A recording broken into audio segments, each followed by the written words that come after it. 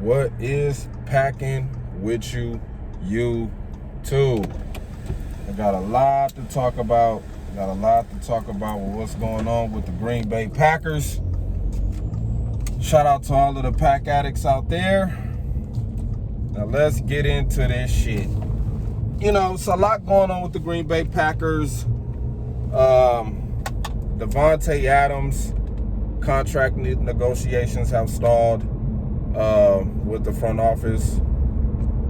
You know, we were trying to make him the highest paid receiver in the league, and I guess the numbers didn't add up to what DeVante Adams thought he was valued at. You know, I mean, he trying to get the bag. I mean, been to 2 NFC championship games.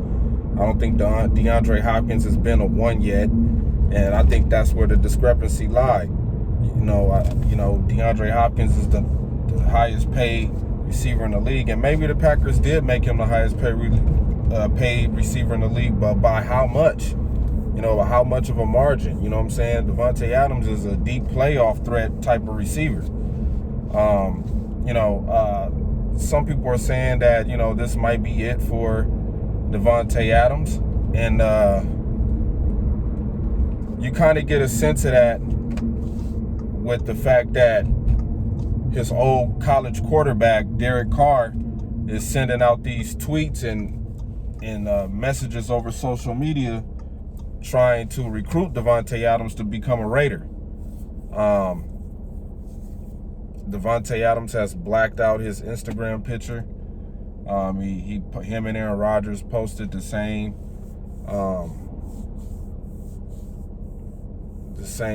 picture in a post of Michael Jordan and Scottie Pippen, and which the media is indicating that this might be the last dance for these two with the Green Bay Packers.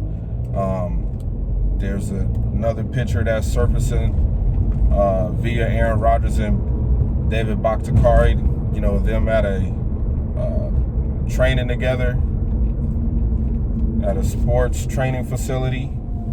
So that's some good news, signs of good news right there. Don't know if they'll show up. Don't know if Aaron Rodgers is going to show up to training camp. Plus, Bakhtiari, he might not be ready for week 1. We signed Amari Rodgers. Finally got his contract done. A bigger role for A.J. Dillon is supposed to open up this year. You know, maybe, you know, they're saying that they want to get him involved in the passing game. Cap is at $3.7 million. And that's where all our troubles lie, man, with the cap. You know, plus all of these new rules with, you know, COVID restrictions, which I have no problem with. You know what I'm saying? If you have an outbreak and that team can't recover in time to play on that Sunday, might as well forfeit the game. Now, that might hurt the players that are not getting paid, but the TV networks are not trying to be juggling. They don't want to juggle games around or games during the week when they got TV shows at primetime spots that view better than the NFL gets viewed. You know what I'm saying? So that's what they trying to avoid now. They don't want to go through the whole thing. Oh, this team play on Wednesday, this team play on Tuesday, and then they got to be ready and avoid COVID for the following week on Sunday when they got to play a Sunday night game. It's just too much of a hassle without having fans. Plus, you know, if you postponing games, the fans are not going to be able to come to the games on Wednesday and Tuesday. You know, so it makes sense for the NFL to do that. Smart move. Plus,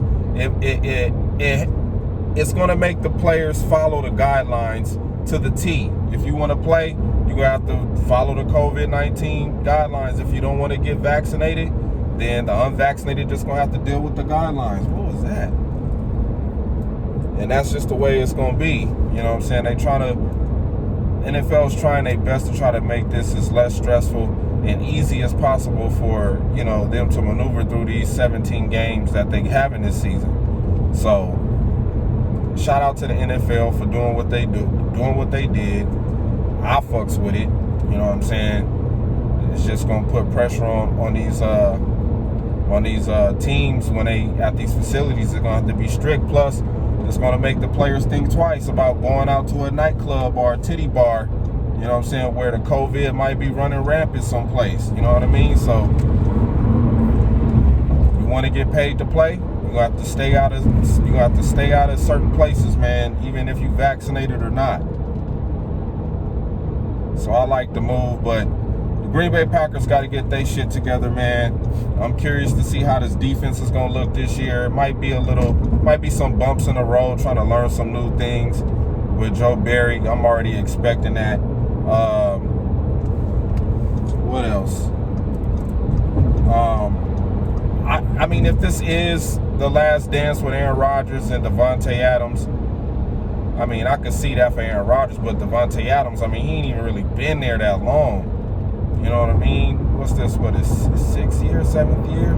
That's pretty long. Plus, you're working on another contract, a big-time contract. So the Packers technically have until the end of the season, which means they have in-between time in the meantime to try to work something out with DeVante Adams before the season is over. So, with Aaron Rodgers, I know people talking about the deal that he got, the 2-year extension, and him turning it down. It makes sense to me. Rodgers is looking for a commitment, a long-term commitment. He's not looking for no short-term, wham, bam, thank you, ma'am.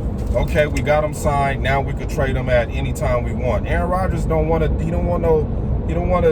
trade clause in his contract, and that's what the Green Bay Packers is not willing to pry away from in the negotiations, to my opinion.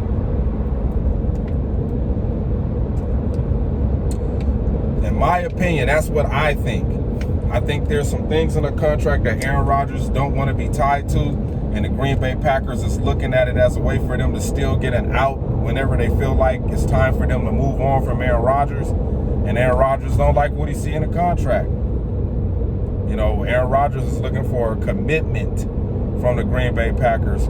And see, this is why I keep saying, man, why we need an owner. I mean, is there somebody out there with $3 billion? Because God knows if I had it, I would have bought the damn team, said, look, we need an owner, man. These 47 board members and Mark Murphy being a kiss ass to all 47 of them, whatever they vote and say do. All he is the dude that come out and say what their decisions they made.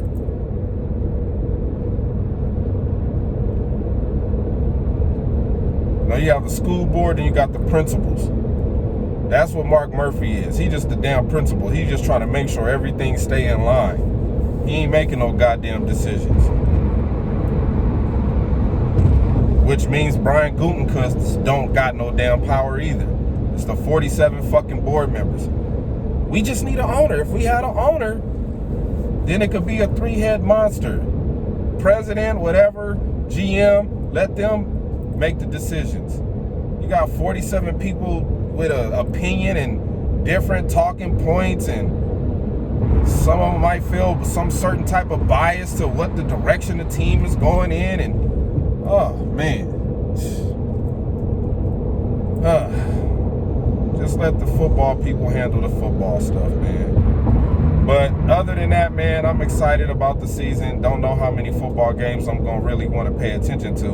But Grid, if you are watching this video, Gridiron Blitz, I will be at that Lions game when they play against the Rams. I'm gonna be up there. Man. So if you do see this video, man, just know that I don't know if I'm gonna take my girl or not. She says she want to go to a Rams game, so we probably be up there. But yeah, man, hopefully y'all run into you. Probably gonna be live and on your phone and shit like that. But Grid, since you said you coming out here to LA, man, you know what I'm saying? Yeah, I'm gonna be at the game, man. I'm gonna try to get some tickets to that game, bruh. Run into you and holler at you and shit, chop it up. Probably go out and get some beers and shit afterwards or something like that, man.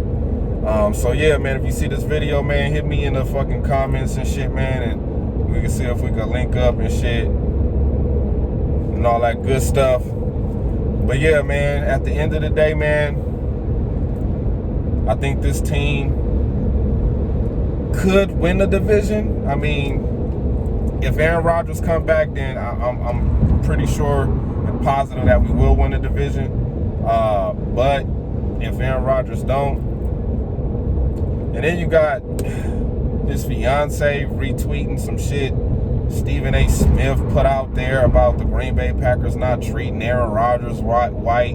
I mean, my fault. Not treating Aaron Rodgers right.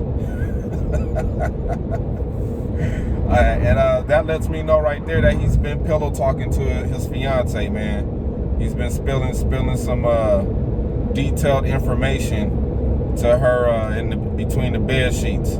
So there's been some talking going on between her and Rodgers, and of course she gonna side with her man that she loves, and that's what you want. You want her to be the backbone, you know. That's what you with her for, so she could, you know, stand right there behind you and be that support, whatever it may be. But at the end of the day, man, no one's bigger than the G, man. No one is bigger than the G. And with that being said, man, have a good weekend. Eat better, live better. Stay safe out there, man. Wear your mask, because that's where we're going back to these fucking masks. And go Pack Go.